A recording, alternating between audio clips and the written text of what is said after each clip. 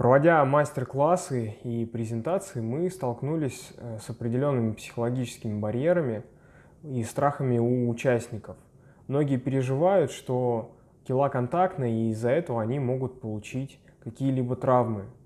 По этой же причине нам часто отказывали в проведении мастер-классов в школах среди детей и для подростков, на различных спортивных фестивалях и в образовательных учреждениях. Бесконтактная кила появилась как решение по преодолению этих барьеров и для популяризации килы среди максимально широкого круга людей вне зависимости от их возраста, пола и уровня физической подготовки.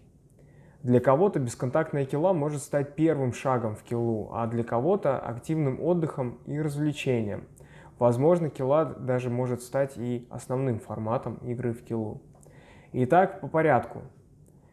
Экипировка для игры в бесконтактную килу дополняется специальным поясом, к которому на липучках по бокам крепятся ленты.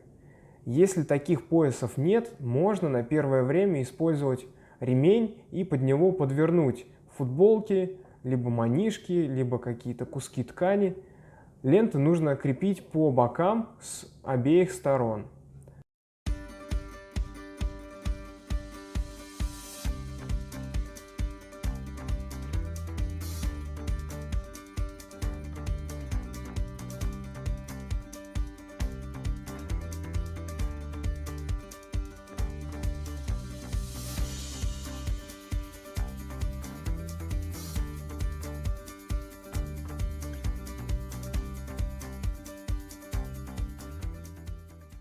В чем суть?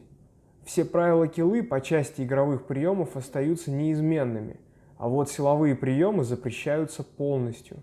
И не только силовые приемы по отношению к игроку, но и запрещено вырывать мяч из рук. Разрешена игра только в свободный мяч. Для того, чтобы забрать мяч у игрока, нужно сорвать с его пояса ленту. Тогда игра останавливается, и мяч кладется на землю в том месте, где была сорвана лента, и разыгрывается с земли противоположной ватагой. Срывать ленту можно только у игрока с мячом в руках. Если игрок ведет мяч ногами по земле, то играть разрешено только в мяч. По сути, получается, как будто бы игра в футбол, но только тяжелым мячом и без ворот. Бывают ситуации, когда с игрока сорвали ленту поздно, уже после того, как тот сделал передачу. Что делать в таком случае? Игра в таком случае не останавливается, но оба игрока обязаны стоять на месте, пока игрок, с которого была поздно сорвана лента, не прикрепит ее обратно себе на пояс.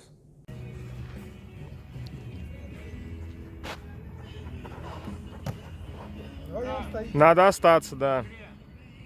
В игре, да. Ой, молодцы! Ой, молодцы! Каким мячом играть в бесконтактную килу? Если это часть тренировочного процесса в атаге по классической киле, то мячом 1500 грамм. Если для кого-то бесконтакт является основным форматом или развлекательно-фестивальным форматом, то лучше использовать мяч 1200 грамм, так как неопытному новичку и девушкам мяч 1500 грамм покажется очень тяжелым и неудобным. Бесконтактная кила позволяет играть в смешанных гендерных составах. Девчонки смело могут играть с парнями, и это проверено на практике. И таким образом кила становится максимально доступной для всех людей и со всеми благоприятными последствиями, которые несет в себе спорт и подвижный образ жизни. И вместе с тем бесконтактная кила не нарушает основной принцип килы и цель игры, сохраняя преемственность.